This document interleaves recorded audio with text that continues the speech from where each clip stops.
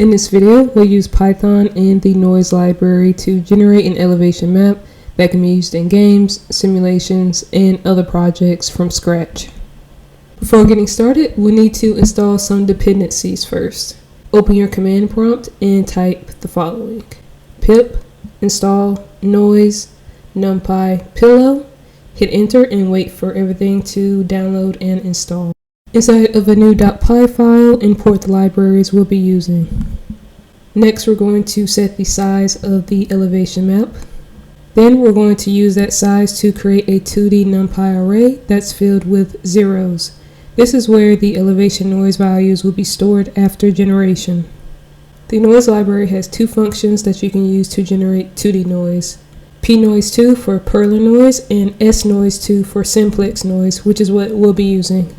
These functions have parameters that will determine what noise values are generated, which will determine what the elevation map will look like.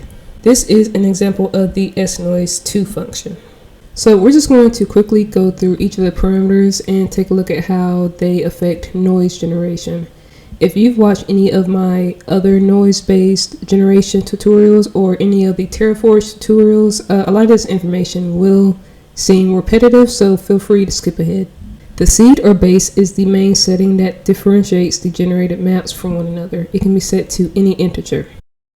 Here's an elevation map with a seed of 0. Here's an elevation map with a seed of 1. Octaves determine how many layers of noise are combined to create the final elevation map. More octaves means more map detail, and it can also increase computation time. Octaves can be set to any positive integer. This elevation map has 1 octave, and this elevation map has 10 octaves. Persistence controls how much each octave affects the map generation. Lower values cause the map to be smoother, while higher values cause the map to be rougher. Persistence can be set to any float that is greater than 0 and less than or equal to 1. Here is a map with a persistence of 0.5, and here is a map with a persistence of 1. Linearity controls how quickly detail increases as you add more octaves. Lower values cause the map to have smoother, more natural patterns. High values cause the map to have chaotic, scattered patterns. Linearity can be any float that is greater than 0. This map's linearity is set to 1. And this map's linearity is set to 2. Now that we understand what each noise parameter does, it's time to add them to the code. Now, there are 2 more parameters that we're going to include that aren't used in the snoise2 function. Those parameters are zoom and redistribution. Zoom determines how zoomed in or out the map is. Counterintuitively, higher numbers decrease zoom while lower numbers increase it. Zoom can be set to any positive float. Here is a map with a zoom of 1, and then here is the same map with a zoom of 0.5. Redistribution skews the noise values toward higher or lower extremes to control how common certain features are on the map. It can be set to any positive float. This map has a redistribution of 1, and this map has a redistribution of 2. Again, since we understand what the additional parameters do, we're going to add them to the file. Now that we have all of the parameters set up, we can finally generate noise values for the elevation map. Noise values are generated for each XY position, so we're going to have to iterate through them. Later on, we're going to take the generated noise values and visualize them in a PNG image. We want the noise values to be dependent on the map size setting, not the size of the PNG. And in order to do that, we just divide the X and Y by the map size. Mathematically, this forces the X and Y to be in between 0 and 1. Next, we're going to subtract 0.5. Now, this obviously causes the X and Y to be in between negative 0.5 and 0.5. But more importantly, it moves the origin, or 0, 0, from the top left corner to the center of the image. Now, this is useful for later tutorials where we can come back and apply additional math that generates elevation maps where the middle of the map has higher values that represent land and the edge has lower values that represent water, essentially allowing you to create maps of islands surrounded by water. Here is an example of an elevation map for an island, and here is terrain applied to that same map. Next, we're going to divide the nx and ny by the zoom parameter in order to apply it. Now we're going to pass in nx and ny into the snoise2 function along with the other parameters in order to generate the noise values. The snoise2 function returns values between -1 and 1. We need the values to be between 0 and 1 though, so we have to normalize them by dividing by 2 and adding 0.5. In order to apply redistribution, we're going to set the noise value to the power of the redistribution value.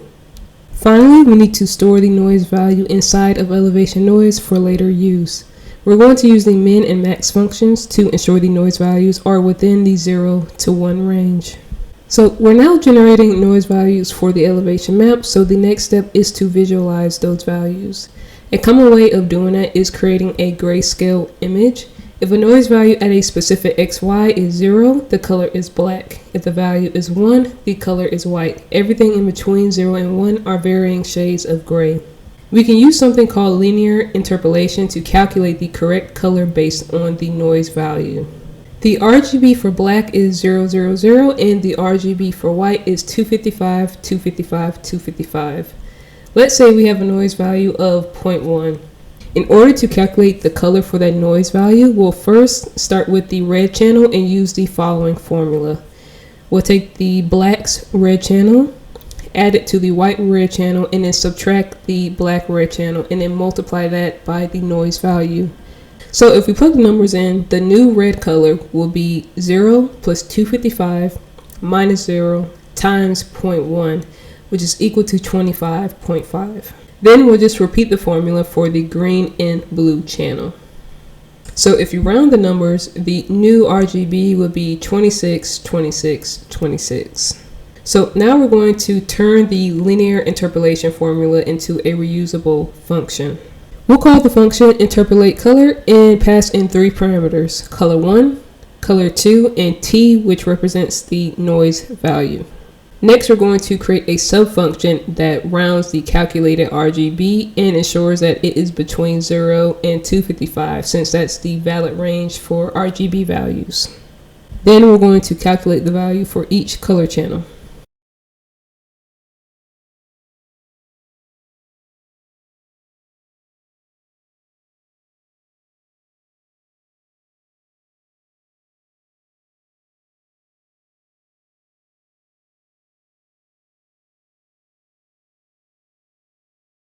Finally, we're going to return those values clamped and rounded inside of a tuple.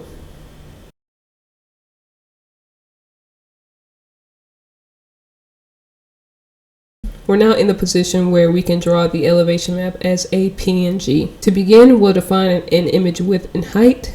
Then we're going to create an image with a RGB mode and a white background. In order to draw onto the image, we have to create a draw object while passing the image in as a parameter. Each elevation XY is going to be drawn as a tile on the image, so we have to calculate the tile width and height. Now we're going to iterate through each XY and calculate the top left position for the tile and the bottom right position. Then we're going to get the noise value and then calculate the correct color. We'll have to pass in the noise value as a float. Next, we'll draw the rectangle onto the image by passing in the tile coordinates and the fill color. And finally, outside of the for loops, we'll use image.save to save the elevation map as a PNG. So now if you run the script and check the same directory as your .py file, you should see your elevation_map.png. So now you can play around with the different parameters to generate elevation maps that are to your liking. And in the next tutorial, we'll go over how to assign terrain and biomes based on the elevation map. Thank you for watching.